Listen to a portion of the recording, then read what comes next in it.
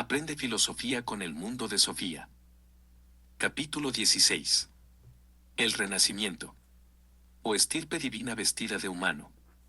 Jorún estaba en el jardín delante de su casa amarilla cuando sobre la 1:30 Sofía llegó sin aliento hasta la verja. «Has estado fuera más de 9 horas», exclamó Jorún. Sofía negó con la cabeza. «He estado fuera más de 1000 años, pero ¿dónde has estado?» «Tenía una cita con un monje medieval. Un tipo divertido». «Estás chiflada. Tu madre llamó hace media hora. ¿Qué le dijiste?» «Dije que te habías ido al kiosco». «¿Y qué dijo ella?» «Que la llamarás cuando volvieras». Lo peor fue lo de mis padres. A las 9 entraron en mi habitación con chocolate caliente y panecillos. Una de las camas estaba vacía. ¿Qué les dijiste?» «No te puedes imaginar qué corte». «Dije que te habías ido a casa porque nos habíamos peleado. En ese caso tenemos que darnos prisa y hacer las paces. Y que tus padres no hablen con mi madre durante unos días». «¿Crees que lo conseguiremos?» Jorún se encogió de hombros. Al instante apareció el padre de Jorún en el jardín con una carretilla. Se había puesto un mono.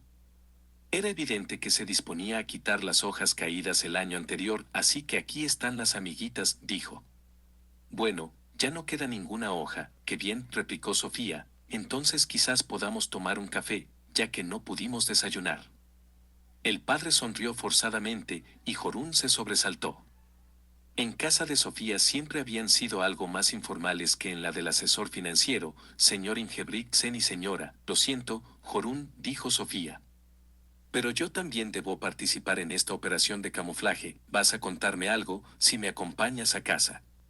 «De todos modos, ese no es asunto de asesores financieros o muñecas Barbie entradas en años. Qué asquerosa eres.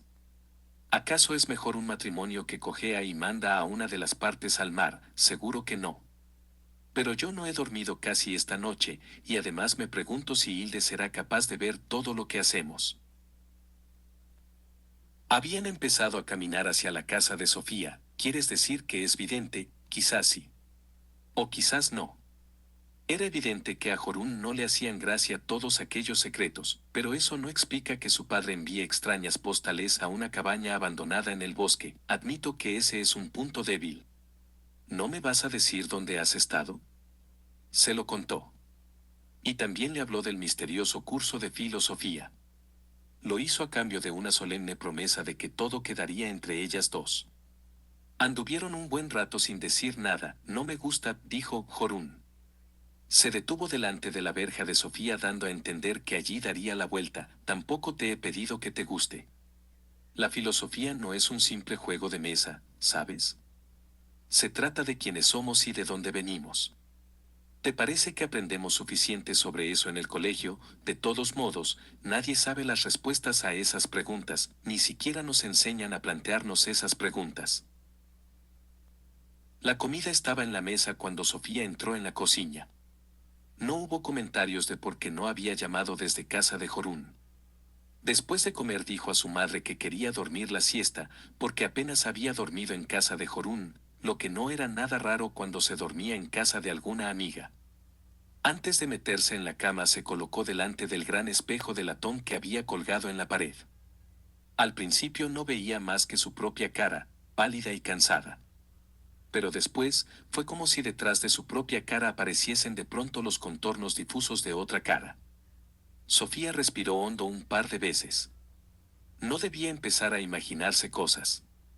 Vio los nítidos contornos de su propia cara pálida enmarcada por el pelo negro, que no se adaptaba a otro peinado que el de la propia naturaleza, un peinado de pelo lacio. Pero debajo de este rostro también aparecía, como un espectro, la imagen de otra muchacha. De pronto la muchacha desconocida empezó a guiñarle enérgicamente los dos ojos. Era como si quisiera dar a entender que de verdad estaba allí dentro, al otro lado. Solo duró unos segundos. Luego desapareció. Sofía se sentó en la cama. No dudaba de que la cara que había visto en el espejo fuera la de Hilde. Una vez, durante un par de segundos, había visto una foto de ella en un carnet escolar en la cabaña del mayor. Tenía que ser la misma chica que había visto también en el espejo. ¿No era un poco extraño que estas cosas tan misteriosas siempre le sucedieran cuando estaba totalmente agotada? Así siempre tenía que preguntarse luego si solo habían sido imaginaciones. Sofía colocó su ropa sobre una silla y se metió debajo del edredón. Se durmió al instante. Mientras dormía tuvo un sueño extrañamente intenso y claro. Soñó que estaba en un gran jardín donde había una caseta de madera, pintada de rojo, para guardar barcas. Sobre un muelle junto a la caseta roja estaba sentada una niña rubia mirando al lago. Sofía se acercó a ella, pero era como si la desconocida no se diera cuenta de que estaba allí. Me llamo Sofía, dijo. Pero la desconocida no la veía ni la oía. Al parecer eres ciega y sorda, le dijo Sofía. Y la chica estaba verdaderamente sorda a las palabras de Sofía. De pronto Sofía oyó una voz que llamaba, Hildecita. La niña se levantó inmediatamente del muelle y se fue corriendo hacia la casa. Entonces no debía de ser ni ciega ni sorda. De la casa salió un hombre de mediana edad corriendo hacia ella. Llevaba uniforme y boina azul. La niña desconocida se echó en sus brazos, y el hombre la cogió y le dio un par de vueltas por el aire. Sofía descubrió una pequeña cruz de oro en el muelle donde había estado sentada la niña. La cogió y la guardó en la mano. En esto se despertó. Sofía miró el reloj. Había dormido un par de horas. Se incorporó en la cama y se puso a pensar en el extraño sueño. Había sido tan intenso y tan claro que parecía haberlo vivido. Estaba convencida de que la casa y el muelle del sueño existían de verdad en algún sitio. ¿No se parecían a aquel cuadro que había visto en la cabaña del mayor? Por lo menos no cabía duda de que la niña del sueño era Hilda Malornag y que el hombre era su padre que volvía del Líbano en el sueño le había recordado un poco a Alberto Knox. Al hacer la cama descubrió una cadena con una cruz de oro debajo de la almohada. En la parte de atrás de la cruz estaban grabadas 3 letras, HMK. Desde luego no era la primera vez que Sofía soñaba con que se encontraba alguna alhaja. Pero era la primera vez que lograba traerse la alhaja del sueño. Maldita sea, se dijo en voz alta. Estaba tan enfadada que abrió la puerta del armario y tiró la valiosa cadena al estante, junto al pañuelo de seda, el calcetín blanco y todas las postales del Líbano. El domingo por la mañana la madre despertó a Sofía con un gran desayuno compuesto de panecillos calientes y zumo de naranja, huevos y ensaladilla rusa. No era normal que su madre se levantara antes que ella los domingos. Pero cuando ocurría, se esforzaba en preparar un sólido desayuno dominical antes de despertar a Sofía. Mientras desayunaban la madre dijo, hay un perro desconocido en el jardín. Ha estado dando vueltas por el viejo seto toda la mañana. ¿Sabes qué está haciendo aquí, así? Exclamó Sofía, pero en el mismo instante se mordió los labios. ¿Ha estado aquí antes? Sofía se levantó y se acercó a la ventana del salón que da vea al gran jardín. Como se estaba imaginando, Hermés estaba tumbado delante de la entrada secreta al callejón. ¿Qué podía decir? La madre se colocó a su lado sin darle tiempo a pensar en una respuesta. Has dicho que ese perro ya ha estado aquí antes, habrá enterrado un hueso aquí. Y ahora ha vuelto para recoger su tesoro. También los perros tienen memoria, quizás sea eso, Sofía. Tú tienes más psicología que yo. Sofía pensó intensamente. Yo le acompañaré a su casa, dijo, ¿pero sabes dónde vive? Se encogió de hombros. Tendrá un collar con las señas. Un par de minutos más tarde Sofía estaba saliendo al jardín. Cuando Hermés la vio fue corriendo hacia ella, moviendo alegremente el rabo. Hermés, buen chico, dijo Sofía. Sabía que su madre la estaba mirando desde la ventana. Ojalá el perro no atravesara el seto. Pero no, se dirigió al caminito de gravilla delante de la casa y dio un salto hacia la verja. Cuando ya habían salido a la calle, Hermés seguía andando un par de metros delante de Sofía. Dieron un largo paseo por las calles de chalets. No eran los únicos que estaban dando un paseo dominical. Había familias enteras caminando, y Sofía sintió algo de envidia. De vez en cuando Hermés se alejaba para oler a algún otro perro o alguna cosa al borde de la cuneta, pero en cuanto Sofía lo llamaba volvía a su lado. Habían cruzado ya un viejo corral, un gran polideportivo y un parque infantil cuando llegaron a un barrio más transitado. Continuaron bajando hacia el centro por una calle ancha y adoquinada, con trolebuses en medio. Ya en el centro, Hermés la llevó por la gran plaza y luego por la calle de la iglesia. Salieron al barrio antiguo, donde había grandes casas de principios de siglo. Era casi la 1:30. Se encontraban en la otra punta de la ciudad. Sofía no venía por aquí a menudo. Pero una vez cuando era pequeña había visitado a una vieja tía suya en una de estas calles. Pronto salieron a una pequeña plaza entre unas casas viernesjas. La plaza se llamaba Plaza Nueva a pesar de la pinta de viejo que tenía todo. La ciudad en sí era muy vieja, de la Edad Media. Hermés se acercó al portal 14, donde se quedó esperando a que Sofía abriera la puerta. Ella notó como un vacío en el estómago. Dentro del portal había un montón de buzones verdes. Sofía descubrió una postal pegada en uno de los buzones de la fila superior. En la postal había un sello con un mensaje del cartero que decía que el destinatario era desconocido. El destinatario era Ilden Yernay, Plaza Nueva 14. Estaba sellada el 15 de junio. Faltaban aún 2 semanas, un detalle en el que aparentemente el cartero no se había fijado. Sofía despegó la postal y leyó. Querida Hilde, Sofía está llegando a casa del profesor de filosofía. Pronto cumplirá 15 años, pero tú ya los cumpliste ayer o es hoy, Hildecita. Si es hoy al menos será muy entrado el día. Pero nuestros relojes no andan siempre completamente igual. Una generación envejece mientras que otra crece. Mientras tanto la historia sigue su curso. ¿Has pensado en que la historia de Europa puede compararse con la vida de una persona? En ese caso la antigüedad es la infancia de Europa. Luego viene la larga Edad Media, que es la jornada escolar de Europa. Pero luego llega el Renacimiento. Ha acabado la larga jornada de colegio y la joven Europa está impaciente por lanzarse a la vida. A lo mejor podríamos decir que el Renacimiento es el 15º cumpleaños de Europa. Estarnos a mediados de junio, hijita mía, la vida es maravillosa. Pede qué pena que hayas perdido tu cruz de oro. Tendrás que aprender a cuidar mejor de tus cosas. Saludos de tu papá, que está ya a la vuelta de la esquina. Hermés estaba ya subiendo las escaleras. Sofía se llevó la postal y le siguió. Tenía que correr para no perderlo, él movía enérgicamente el rabo. Pasaron el segundo piso, el tercero, el cuarto y el quinto. Desde allí solo había una estrecha escalera que continuaba. ¿Se dirigían a la azotea? Pero Hermés siguió también por la escalera estrecha. Luego se detuvo ante una puerta estrecha que comenzó a arañar con las uñas. Sofía oyó pasos que se acercaban detrás de la puerta. La puerta se abrió y allí estaba Alberto Knox. Se había cambiado de traje, pero también hoy estaba disfrazado. Llevaba unas medias blancas hasta las rodillas, unos pantalones anchos y rojos y una chaqueta amarilla con los hombros abultados. A Sofía le recordó a los comodines de la baraja. Si no se equivocaba, se trataba de un traje renacentista, payaso. Exclamó Sofía dándole un empujón para entrar en el piso. Había vuelto a ser del pobre profesor de filosofía víctima de una especie de mezcla de temor y timidez. Ella estaba además muy excitada a causa de la postal que había encontrado abajo en el portal. No seas tan irascible, hija mía, dijo Alberto cerrando la puerta tras él.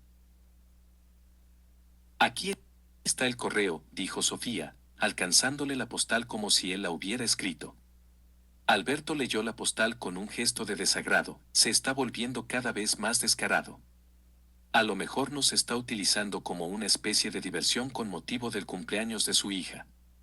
Cogió la postal y la rompió en 100 pedazos que tiró a una papelera. En la postal ponía que Hilde ha perdido una cruz de oro, dijo Sofía. Ya lo he visto, ya, pues justamente he encontrado esa cruz en mi cama. ¿Sabes cómo pudo llegar hasta allí? Alberto la miró fijamente a los ojos. Puede parecer fascinante, pero no es más que un truco barato que no le cuesta el menor esfuerzo. Mejor concentrémonos en el gran conejo que se saca del negro sombrero de copa del universo. Entraron en la salita, que era de lo más raro que Sofía había visto en toda su vida. Alberto vivía en un gran ático abuhardillado. En el techo había una ventana que dejaba entrar directamente la luz del cielo. Pero la habitación también tenía una ventana con vistas a la ciudad y por la que se podían ver todos los tejados de los Viernes edificios. Pero lo que más asombraba a Sofía era todo lo que había en la salita. Estaba repleta de muebles y objetos de muy distintas épocas de la historia. Un sofá que podía ser de los años 30, un viejo escritorio de principios de siglo, una silla que seguramente tenía unos cientos de años. Pero no eran solo los muebles lo que le asombraba. En estantes y armarios había utensilios y objetos de decoración totalmente mezclados. Había viejos relojes y vasijas, morteros y frascos de cristal, cuchillos y muñecos, plumas antiguas y pisapapeles octantes y sextantes, brújulas y barómetros. Había una pared entera repleta de libros, pero no de esos libros que se pueden comprar en las librerías. También la colección de libros era como un corte transversal a lo largo de cientos de años de producción de libros. En las paredes colgaban dibujos y cuadros, algunos seguramente hechos hacia pocos años, otros muy antiguos. También había varios mapas antiguos. Sofía se quedó mirando mucho rato sin decir nada. Giró la cabeza en todas las direcciones hasta haber visto todos los ángulos posibles. Veo que coleccionas muchos cachivaches, dijo por fin. Bueno. Piensa que en esta sala se conservan muchos siglos de historia. Yo no los llamaría cachivaches, ¿coleccionas antigüedades o algo así?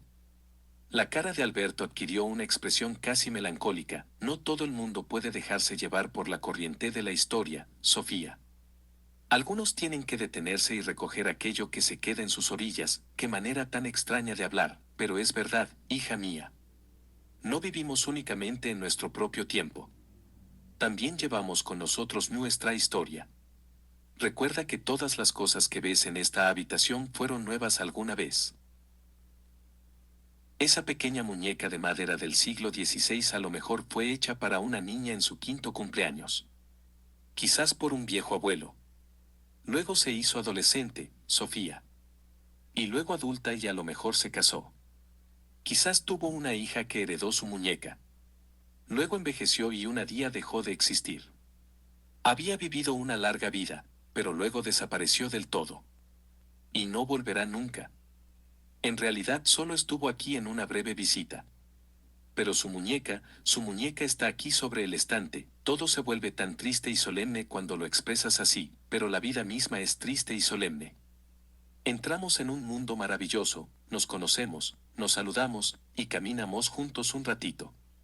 Luego nos perdemos y desaparecemos tan de repente y tan sin razón como llegamos. ¿Puedo preguntar algo? Ya no estamos jugando al escondite. ¿Por qué te mudaste a la cabaña del mayor? Para no vivir tan lejos el uno del otro cuando solo nos comunicábamos por carta. Sabía que aquella cabaña estaba vacía. Y simplemente te metiste, simplemente me metí. Entonces a lo mejor también me puedes explicar cómo lo supo el padre de Hilde. Si no me equivoco es un señor que lo sabe casi todo. De todos modos, no entiendo cómo se consigue que un cartero entregue el correo en medio de un bosque. Alberto sonrió astutamente. Incluso eso debe de ser una menudencia para el padre de Hilde. Trucos baratos, engaños vulgares. A lo mejor vivimos bajo la vigilancia más rígida del mundo. Sofía se estaba enfadando. Si algún día me encuentro con él, le sacaré los ojos. Alberto se acercó al sofá y se sentó. Sofía le siguió y se dejó caer en un gran sillón. Solo la filosofía puede acercarnos al padre de Hilde, dijo Alberto. Hoy te hablaré del Renacimiento, de acuerdo. Pocos años después de la muerte de Santo Tomás de Aquino, la cultura unitaria cristiana empezó a agrietarse. La filosofía y la ciencia se iban desprendiendo cada vez más de la teología de la Iglesia, lo cual, por otra parte, contribuyó a que la fe tuviera una relación más libre con la razón. Cada vez había más voces que decían que no nos podemos acercar a Dios por medio de la razón, porque Dios es de todos modos inconcebible para el pensamiento. Lo más importante para el hombre no era comprender el misterio cristiano, sino someterse a la voluntad de Dios, entiendo. El hecho de que la fe y la ciencia tuvieran una relación más libre entre ellas dio paso a un nuevo método científico y también a un nuevo fervor religioso. De esa manera se establecieron las bases para dos importantes cambios en los siglos XV y XVI, me refiero al Renacimiento y a la Reforma, no hablaremos de los dos cambios a la vez, ¿no? Por Renacimiento entendemos un extenso florecimiento cultural desde finales del siglo XIV. Comenzó en el norte de Italia, pero se extendió rápidamente hacia el resto de Europa durante los siglos XV y XVI. Renacimiento significa nacer de nuevo, no, sí, y lo que volvió a nacer fue el arte y la cultura de la antigüedad. También solemos hablar del humanismo renacentista, porque se volvió a colocar al hombre en el centro tras esa larga Edad Media que todo lo había visto con una perspectiva divina. Ahora la consigna era ir a los orígenes, lo que significaba ante todo volver al humanismo de la antigüedad. El excavar viejas esculturas y escritos de la antigüedad se convirtió en una especie de deporte popular. Así que se puso de moda aprender griego, lo que facilitó un nuevo estudio de la cultura griega. Estudiar el humanismo griego tenía también un objetivo pedagógico, porque el estudio de materias humanistas proporcionaba una educación clásica y desarrollaba lo que podríamos llamar cualidades humanas.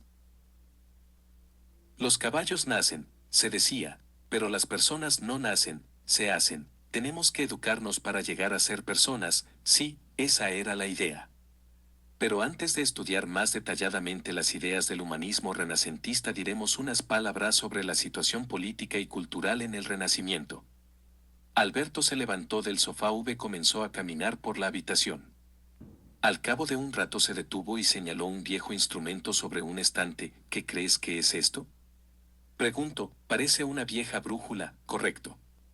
Señaló un viejo fusil que colgaba en la pared sobre el sofá, y eso, un fusil con muchos años.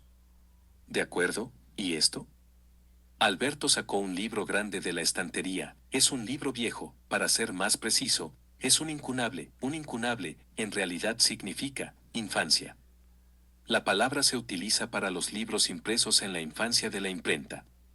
Es decir, antes del año 1500, tan antiguo es, así de antiguo. Y precisamente estos tres inventos que acabamos de señalar, la brújula, la pólvora y la imprenta, fueron muy importantes para esa nueva época que llamamos Renacimiento. Eso me lo tienes que explicar mejor. La brújula facilitó la navegación, lo que significa que fue una importante base para los grandes descubrimientos. Lo mismo ocurrió en cierto modo con la pólvora. Las nuevas armas contribuyeron a que los europeos fueran militarmente superiores en relación con las culturas americanas y asiáticas. Pero también en Europa la pólvora tuvo mucha importancia. La imprenta fue importante en cuanto a la difusión de las nuevas ideas de los humanistas renacentistas y también contribuyó a que la Iglesia perdiera su viejo monopolio como transmisora de conocimientos. Luego vinieron un sinfín de nuevos instrumentos. El catalejo, por ejemplo, fue un instrumento importante para el desarrollo de la astronomía. Y finalmente llegaron los cohetes y las naves espaciales. Estás avanzando demasiado deprisa. Sin embargo, es verdad que en el Renacimiento se inició un proceso que finalmente llevó al hombre a la Luna. Y también a Hiroshima y a Chernóbil. Pero todo empezó con una serie de cambios en los campos cultural y económico. Un factor importante fue la transición de la economía en especie a la economía monetaria. Hacia finales de la Edad Media habían surgido ciudades con emprendedores artesanos y comerciantes con nuevas mercancías, con economía monetaria y banca. Así emergió una burguesía que fue desarrollando una cierta libertad en relación a los condicionamientos de la naturaleza. Las necesidades vitales se convirtieron en algo que se podía comprar con dinero. Esta evolución favorecía la dedicación, la imaginación y la capacidad creativa del individuo, que se vio enfrentado a unas exigencias completamente nuevas. Esto recuerda un poco a la forma en que surgieron las ciudades griegas 2000 años antes, quizás sí. Te expliqué cómo la filosofía griega se desprendió de una visión mítica del mundo que iba asociada a la cultura campesina. De esa manera los burgueses del Renacimiento comenzaron a emanciparse de los señores feudales y del poder de la Iglesia. Esto ocurrió al mismo tiempo que se redescubría la cultura griega debido a unas relaciones más estrechas con los árabes en España y con la cultura bizantina en el este. Los tres ríos de la antigüedad confluyeron en un gran río. Eres una alumna muy atenta. Esto bastará como introducción al Renacimiento. Te hablaré de las nuevas ideas. Empieza cuando quieras, pero tengo que ir a casa a comer. Alberto se volvió a sentar por fin en el sofá. Miró a Sofía a los ojos. Ante todo, el Renacimiento dio lugar a una nueva ilusión del hombre.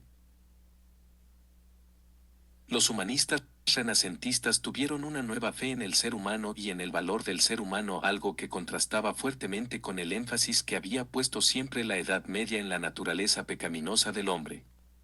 Ahora se consideraba al ser humano como algo grande y valioso. Una de las figuras principales del Renacimiento se llamó Ficino. Él exclamó: «Conócete a ti misma, o estirpe divina vestida de humano». Y otro, Pico de ella mirándola, escribió un diálogo de la divinidad del hombre, algo que hubiera sido completamente impensable en la Edad Media, durante la cual únicamente se utilizaba a Dios como punto de partida. Los humanistas del Renacimiento pusieron al propio ser humano como punto de partida, pero eso también lo hicieron los filósofos griegos.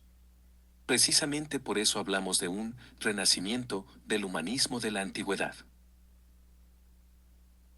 No obstante, el Renacimiento se caracterizaba aún más por el individualismo de lo que se habían caracterizado las sociedades de la antigüedad.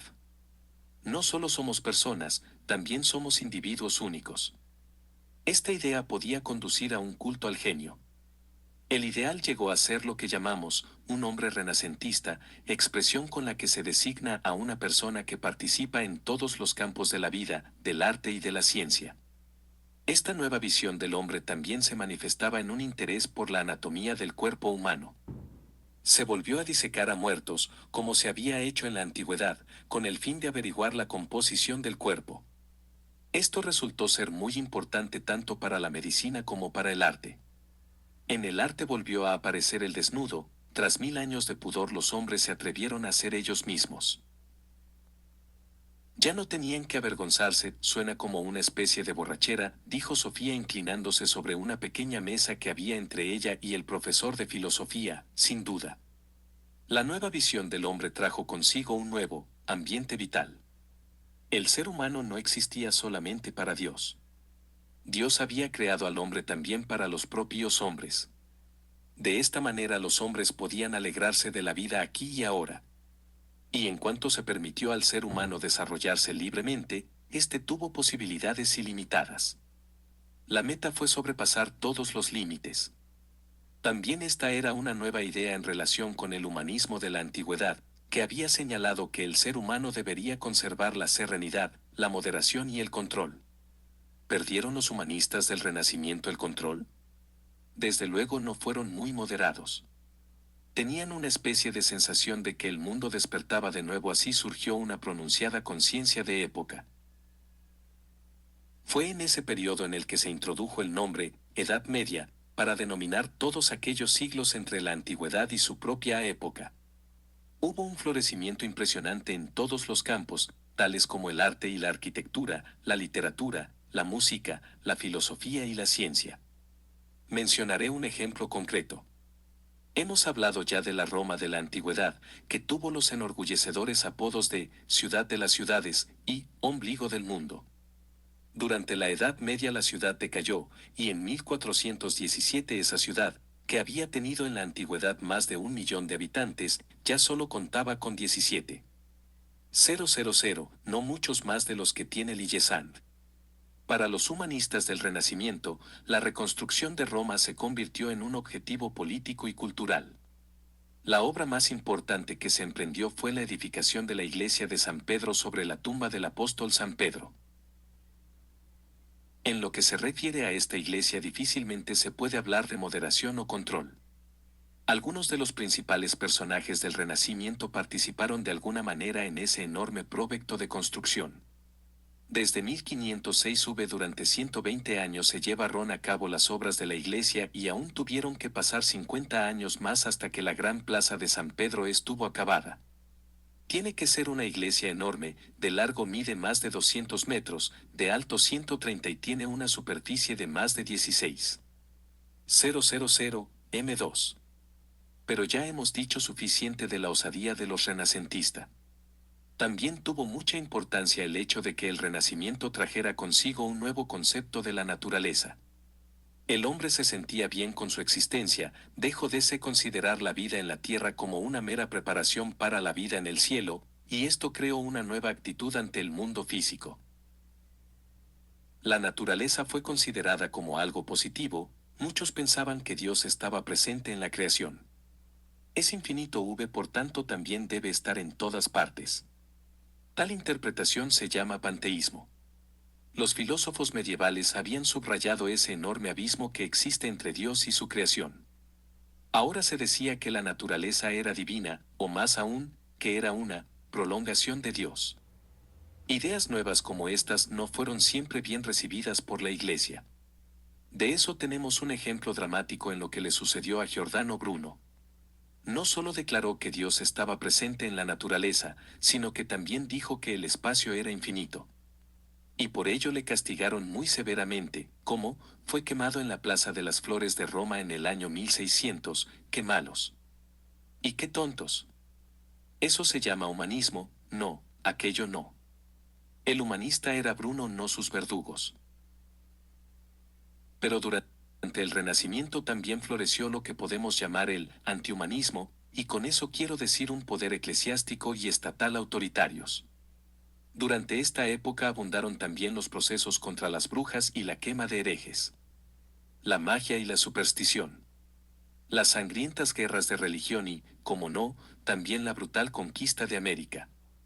No obstante, el humanismo siempre ha tenido un fondo oscuro, ninguna época es del todo buena o del todo mala. El bien y el mal constituyen dos hilos que atraviesan la historia de la humanidad. Y a menudo se entrelazan. Esto nos lleva al siguiente tema clave, que tiene que ver con el nuevo método científico que trajo también consigo el Renacimiento. Fue entonces cuando se construyeron las primeras fábricas, todavía no. Pero el nuevo método científico fue una condición necesaria para toda la evolución técnica que tuvo lugar después del Renacimiento. Con un nuevo método quiero decir una actitud totalmente nueva ante lo que es la ciencia. Los frutos materiales de este nuevo método llegaron luego poco a poco. ¿En qué consistía ese nuevo método? Consistía ante todo en investigar la naturaleza con los propios sentidos. Ya desde el siglo XIV había cada vez más voces que advertían contra la fe ciega en las viejas autoridades. Tales autoridades podían ser los dogmas de la Iglesia así como la filosofía de la naturaleza de Aristóteles. También advertían del peligro de creer que los problemas pueden resolverse con una mera reflexión. Esa fe exagerada en la importancia de la razón había dominado durante toda la Edad Media. Ahora empezó a decirse que cualquier investigación de la naturaleza tenía que basarse en la observación, la experiencia y el experimento. Esto es lo que llamamos método empírico.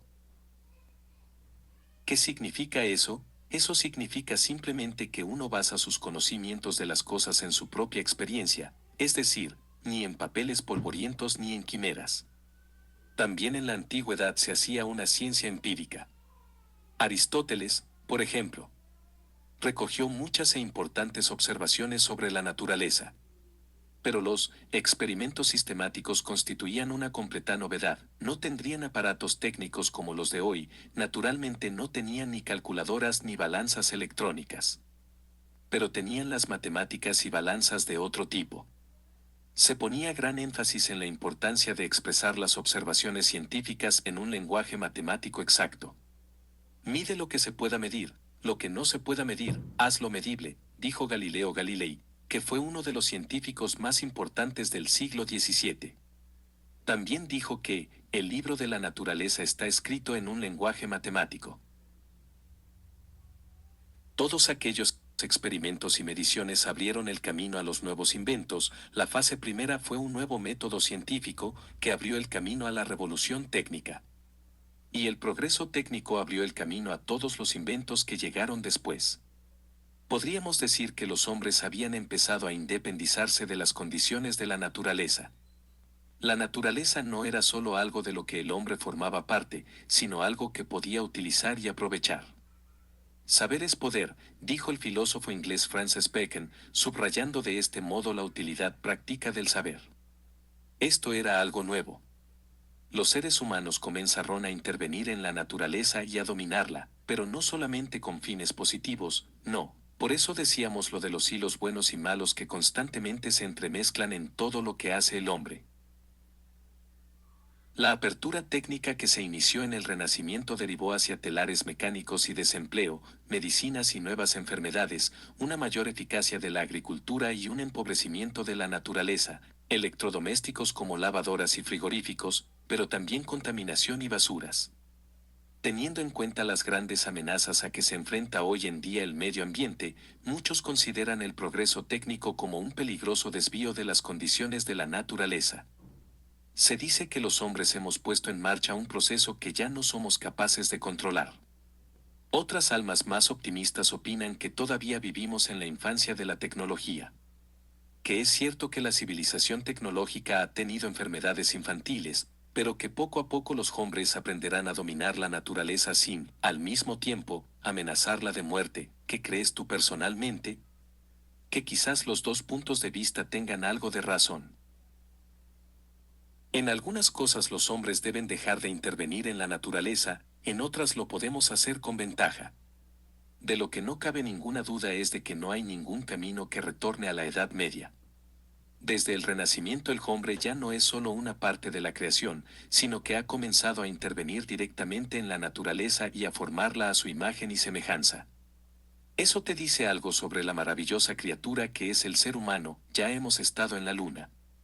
En la Edad Media nadie podía imaginar que eso fuera posible, ¿verdad? No, de eso puedes estar completamente segura. Y esto nos lleva a otro tema, la nueva visión del mundo. Durante toda la Edad Media los hombres habían caminado bajo el cielo mirando hacia arriba al sol y a la luna, a las estrellas y a los planetas. Pero nadie había dudado de que la Tierra fuera el centro del universo. Ninguna observación había dado lugar a que se dudase de que la Tierra estaba quieta y que fuesen los cuerpos celestes los que daban vueltas alrededor de ella. A esto lo llamamos visión geocéntrica del mundo, es decir, que todo gira alrededor de la Tierra.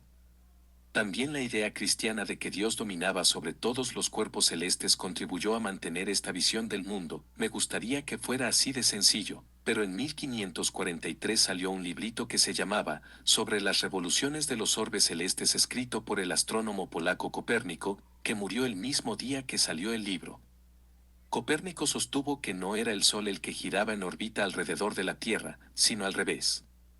Opinaba que esto era posible basándonos en las observaciones de que se disponía sobre los astros. El que los hombres hubieran pensado que el Sol se movía en una órbita alrededor de la Tierra se debía simplemente a que la Tierra gira alrededor de su propio eje, decía. Señaló que todas las observaciones de los astros eran mucho más fáciles de comprender si se suponía que tanto la Tierra como los demás planetas se movían en órbitas circulares alrededor del Sol. Es lo que llamamos visión heliocéntrica del mundo, es decir, que todo gira alrededor del Sol, y esa era una visión correcta del mundo, no del todo. Su punto principal, es decir, que la Tierra se mueve en una órbita alrededor del Sol, es evidentemente correcto. Pero también dijo que el Sol era el centro del universo. Hoy sabemos que el Sol no es más que uno de los innumerables astros, y que todas las estrellas próximas que nos rodean solo constituyen una entre miles de millones de galaxias. Copérnico creía además que la Tierra y los demás planetas hacían movimientos circulares alrededor del Sol. Y no es así, no. Para lo de los movimientos circulares no contaba con otra base que aquella vieja idea de que los astros eran completamente redondos y se movían con movimientos circulares simplemente porque eran celestiales. Desde los tiempos de Platón la esfera y el círculo se habían considerado las figuras geométricas más perfectas. No obstante, a principios del siglo XVII el astrónomo alemán Johannes Kepler presentó los resultados de unas extensas observaciones que demostraban que los planetas recorren órbitas elípticas u ovaladas, con el Sol en uno de los focos. También dijo que la velocidad de los planetas es mayor cuando están más cerca del Sol, y que un planeta se mueve más lentamente cuanto más lejos del Sol se encuentra su órbita. Kepler fue el primero en opinar que la Tierra es un planeta en igualdad con los demás planetas. Subrayó además que regían las mismas leyes físicas en todo el universo. ¿Cómo podía estar seguro de eso? Podía estar seguro porque había estudiado los movimientos de los planetas con sus propios sentidos en lugar de fiarse ciegamente de las tradiciones de la antigüedad. Casi al mismo tiempo que Kepler, vivió el famoso científico italiano Galileo Galilei. También él observaba los astros con telescopio. Estudió los cráteres de la Luna e hizo ver que ésta tenía montañas y valles como la Tierra. Galileo descubrió además que el planeta Júpiter tenía 4 lunas. Esto queda decir que la Tierra no era la única que tenía una luna. No obstante, lo más importante de todo lo que hizo Galileo fue formular la llamada ley de la inercia, que dice esa ley. Galileo la formuló así: la velocidad que ha adquirido un cuerpo se mantendrá constante mientras no haya causas exteriores de aceleración o deceleración. Por mí, vale, pero es una importante observación. Desde la antigüedad, uno de los argumentos más importantes en contra de la idea de que la Tierra se moviera alrededor de su propio eje había sido que, en ese caso, la Tierra tendría que moverse tan rápidamente que una piedra que se echara al aire hacia arriba caería a muchísimos metros del lugar desde el que había sido lanzada. ¿Y por qué no es así? Si estás sentada en un tren y se te cae una manzana, la manzana no cae hacia atrás en el compartimento solo porque el tren se mueva. Cae directamente al suelo y eso se debe a la ley de la inercia. La manzana conserva exactamente la misma velocidad que tenía antes de que tú la soltaras. Creo que lo entiendo. En los tiempos de Galileo no había trenes. Pero si vas empujando una bola por el suelo y la sueltas de repente, entonces la bola seguirá rodando, porque se conserva la velocidad también después de que sueltes la bola, pero al final se para, si la habitación es suficientemente larga. Es porque otras fuerzas frenan la velocidad. En primer lugar la forma el suelo, sobre todo si es un suelo áspero de madera no pulida. Pero antes o después la gravedad también parará la bola. Espera, te voy a enseñar una cosa. Alberto Knox se levantó y se fue hasta el viejo escritorio. De uno de los cajones sacó algo que colocó sobre la mesa del salón. Era un tablero de madera de unos milímetros de espesor por un extremo y muy fino por el otro. Junto al tablero de madera, que cubría casi toda la mesa, colocó una canica verde. Esto se llama un plano inclinado, dijo. ¿Qué crees que va a suceder si suelto la canica desde aquí arriba donde el plano es más grueso? Sofía suspiró resignada. Ha puesto 10 coronas a que rodará hasta la mesa y al final hasta el suelo. Vamos a ver. Alberto soltó la canica, que hizo exactamente lo que Sofía había dicho. Rodó hasta la mesa y desde allí cayó al suelo con un pequeño estallido para, finalmente, ir a dar contra la pared de la entrada. Impresionante, dijo Sofía, ¿verdad que sí? Galileo se dedicaba precisamente a hacer este tipo de experimentos, de verdad era tan tonto. Tranquila. Quería investigar todo con sus propios sentidos, y solo acabamos de empezar. Dime primero por qué rodaba la canica por el plano inclinado. Empezó a rodar porque era pesada. Bien. ¿Y qué es en realidad el peso? Hija mía, qué pregunta más tonta. No es una pregunta tonta si no eres capaz de contestarla. ¿Por qué rodó la canica hasta el suelo? Debido a la fuerza de la gravedad, exactamente, o a la gravitación, como también se dice. Entonces el peso tiene algo que ver con la fuerza de la gravedad. Fue esa fuerza la que puso la canica en movimiento. Alberto ya había recogido la canica del suelo. Estaba agachado sobre el plano inclinado con la canica en la mano. Ahora intentaré lanzar la canica rodando hacia un lado del piano inclinado.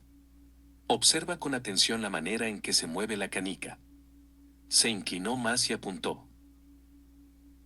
Intentó hacer rodar la canica hacia un lado del tablero inclinado. Sofía vio cómo la canica, poco a poco, iba desviándose hacia la parte de abajo del plano inclinado. ¿Qué ha pasado? Preguntó Alberto. Se desvía porque el plano es inclinado. Ahora pintaré la canica con un rotulador. Así veremos exactamente lo que quieres decir con desviarse. Sacó un rotulador y coloreó toda la canica de negro. La hizo rodar de nuevo. Ahora Sofía pudo ver exactamente por dónde había rodado la canica en el plano inclinado, porque había ido dejando una línea negra sobre el plano. ¿Cómo descubrirías el movimiento de la canica? Preguntó Alberto. Es curvo, parece parte de un círculo, ahora lo has dicho. Alberto la miró y frunció el ceño, aunque no es del todo un círculo. Esa figura se llama parábola, si tú lo dices, pero ¿por qué se mueve la canica exactamente de esa manera? Sofía lo pensó detenidamente.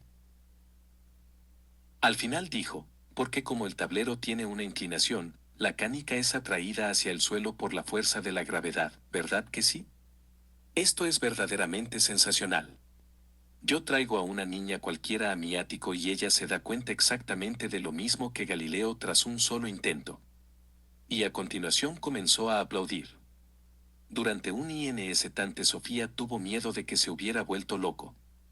Él prosiguió, ¿has visto lo que pasa cuando dos fuerzas actúan simultáneamente sobre un mismo objeto? Galileo descubrió que esto también pasaba, por ejemplo con una bala de cañón.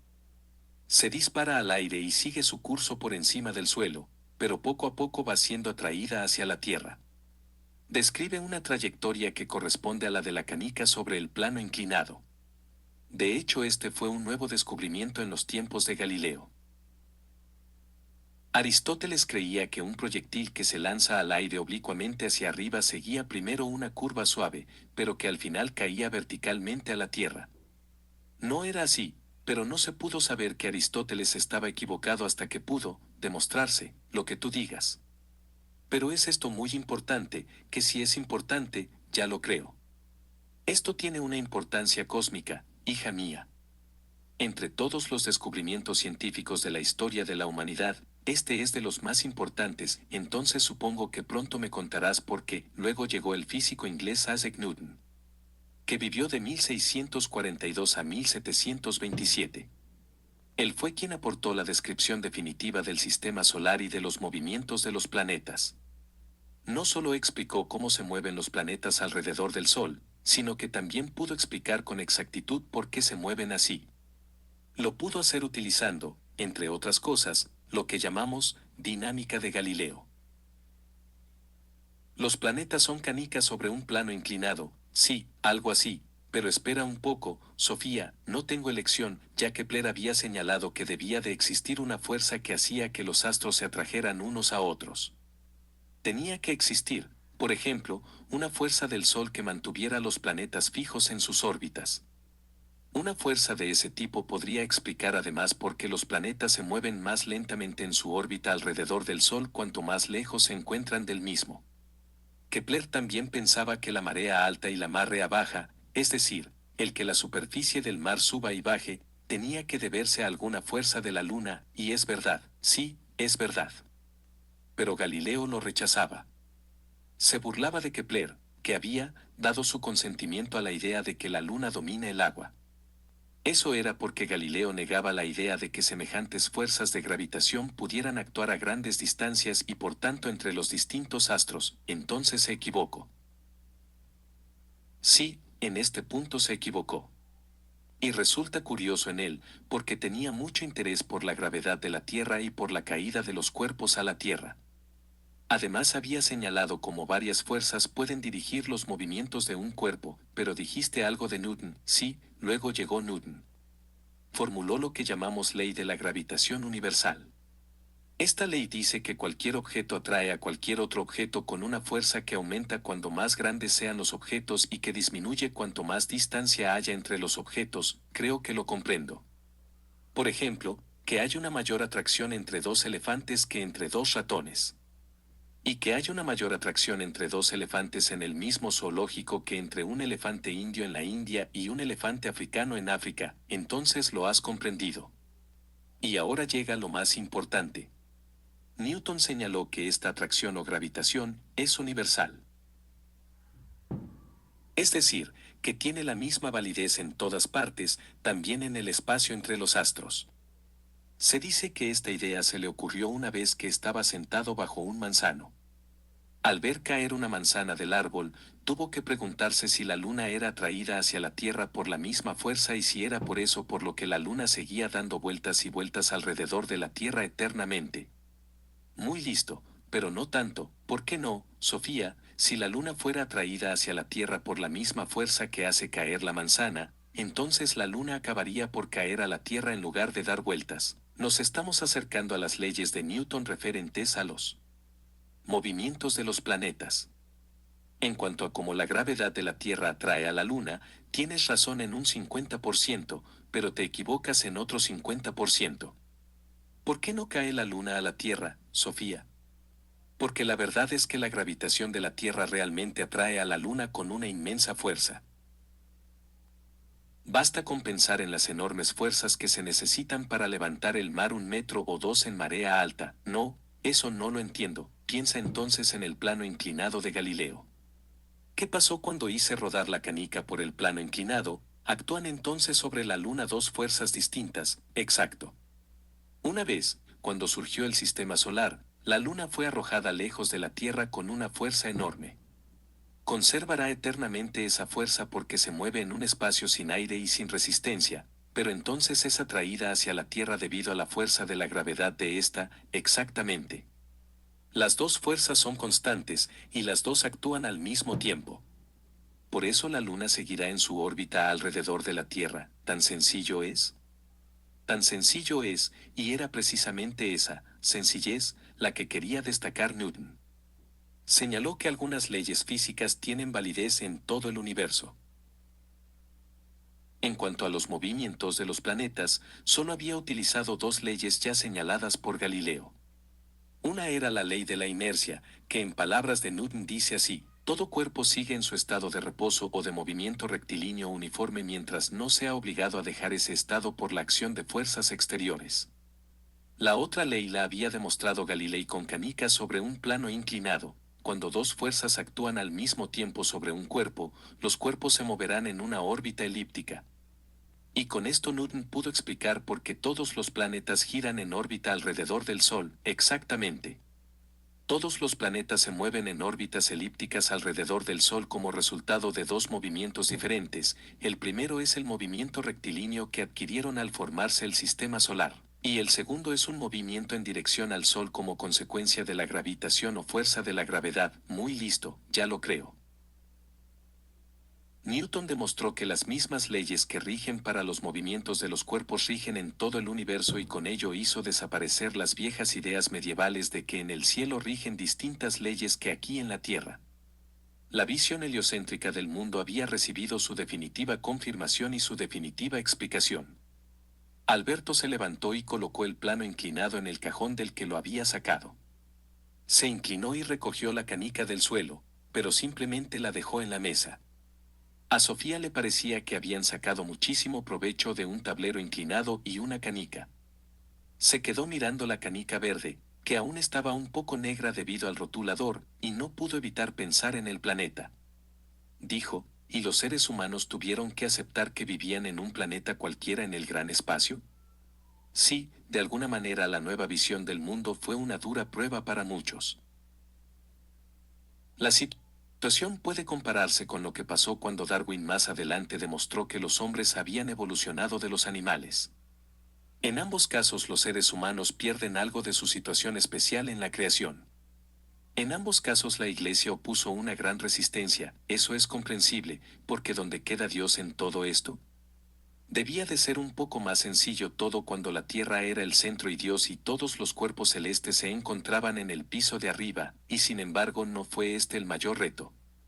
Cuando Newton señaló que las mismas leyes físicas rigen en todo el universo, podría pensarse que al mismo tiempo estaba planteando dudas sobre la omnipotencia de Dios.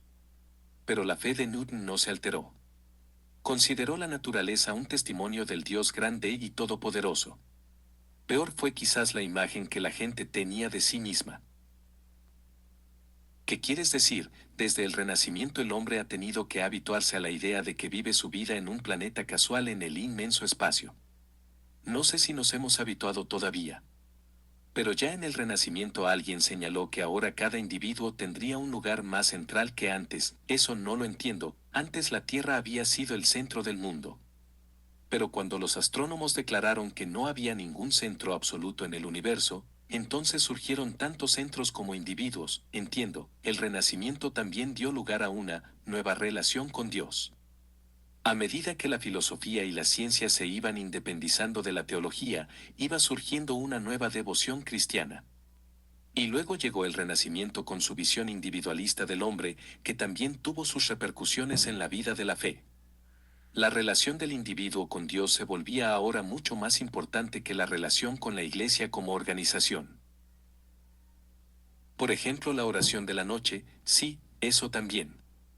En la Iglesia Católica de la Edad Media, la liturgia en latín v las oraciones rituales habían constituido la columna vertebral de los oficios divinos.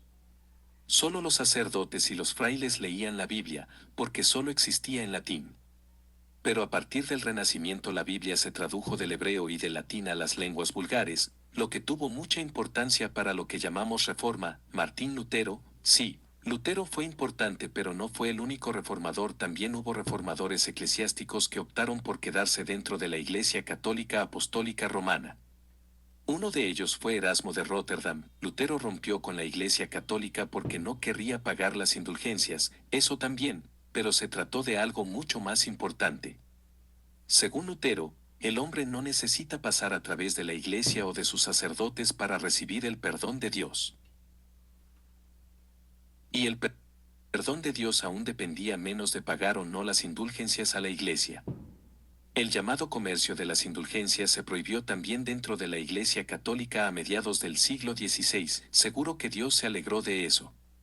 Lutero se distanció de muchos hábitos y costumbres religiosos que habían entrado en la Iglesia en el transcurso de la Edad Media. Quería volver al cristianismo original, tal como lo encontramos en el Nuevo Testamento. Únicamente las Escrituras, dijo. Con esta consigna Lutero deseaba volver a las fuentes del cristianismo, de la misma manera que los humanistas del Renacimiento querían volver a las fuentes de la antigüedad en el arte y la cultura. Tradujo la Biblia al alemán y fandeó con ello la lengua alemana escrita. Cada uno podía leer la Biblia y de alguna manera ser su propio sacerdote. ¿Su propio sacerdote? No era eso exagerar demasiado. Él pensaba que los sacerdotes no tenían ninguna posición especial respecto a Dios. También las congregaciones luteranas, por razones prácticas, tenían sacerdotes que hacían los oficios religiosos y llevaban los asuntos eclesiásticos a diario, pero Lutero pensaba que el hombre no recibía la absolución y la salvación a través de los ritos de la Iglesia. Los hombres reciben la salvación totalmente gratis mediante la fe, decía. Llegó a esta conclusión leyendo la Biblia, ¿y Lutero se convirtió en un hombre típicamente renacentista? Sí, no un rasgo típicamente renacentista en él era el énfasis que ponía en el individuo en la relación personal del individuo con Dios. A los 35 años aprendió griego y comenzó la dificultosa labor de traducir la Biblia al alemán. El paso del latín a la lengua popular también fue típico del Renacimiento. Pero Lutero no era renacentista como lo fueron Ficino o Leonardo da Vinci. También fue refutado por humanistas como Erasmo de Róterdam porque opinaban que Lutero tenía un concepto demasiado negativo del ser humano, que estaba convencido de que el hombre había quedado totalmente destruido tras el pecado original. El hombre puede legitimarse únicamente por la gracia de Dios. Porque la suerte del pecado es la muerte, suena un poco triste. Alberto Knox se levantó, recogió la canica verde y negra de la mesa y se la metió en el bolsillo de la camisa, son más de las 4. Exclamó Sofía, y la próxima gran época en la historia de los seres humanos es el barroco. Pero eso lo guardaremos para otro día, mi querida Hilde, ¿qué has dicho? Sofía se levantó de un salto del sillón. Has dicho, querida Hilde, ha sido un lapsus, pero los lapsus no son nunca del todo fortuitos, quizás tengas razón. A lo mejor es el padre de Hilde el que ha empezado a ponernos las palabras en la boca. Creo que aprovecha la situación cuando estamos agotados, que es cuando menos fuerzas tenemos para defendernos. Has dicho que no eres el padre de Hilde.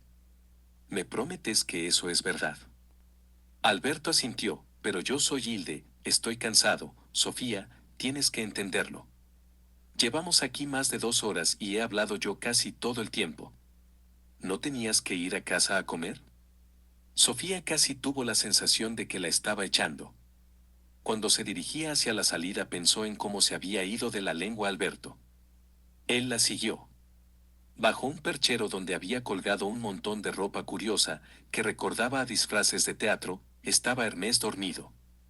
Alberto señaló al perro y dijo, él te irá a buscar, gracias por todo, dijo Sofía. Dio un saltito abrazó a Alberto, eres el profesor de filosofía más listo y bueno que jamás he tenido, dijo. Abrió la puerta y en el momento de volverse a cerrar tras ella, Alberto dijo, no tardaremos mucho en volvernos a ver, Hilde. Y con estas palabras Sofía quedó sola de nuevo. Había vuelto a equivocarse el granuja. Sofía tuvo ganas de volver a llamar a la puerta, pero algo la retuvo. Ya abajo en la calle se acordó de repente de que no llevaba nada de dinero, lo que significaba que tendría que volver andando a casa. Estaba muy lejos. ¡Qué paliza! Seguro que su madre se preocuparía y se enfadaría si no volvía antes de las 6. Apenas había dado algunos pasos cuando descubrió una moneda de 10 coronas en el suelo. Un billete de autobús con derecho a un transbordo costaba exactamente 10 coronas. Encontró la parada y cogió un autobús que la llevó a la Plaza Mayor, desde donde podía coger otro autobús que la llevaría casi hasta casa. Esperando el autobús en la Plaza Mayor se le ocurrió de repente la suerte que había tenido al encontrar una moneda de 10 coronas precisamente cuando tanto lo necesitaba. ¿No sería el padre de Hilde quien lo había colocado allí? Pues era un experto en colocar objetos diversos en sitios sumamente oportunos. Pero ¿cómo podía haberlo hecho si estaba en el Líbano? ¿Y por qué Alberto se había equivocado de nombre? No una sola vez, sino dos. Sofía sintió un escalofrío por la espalda.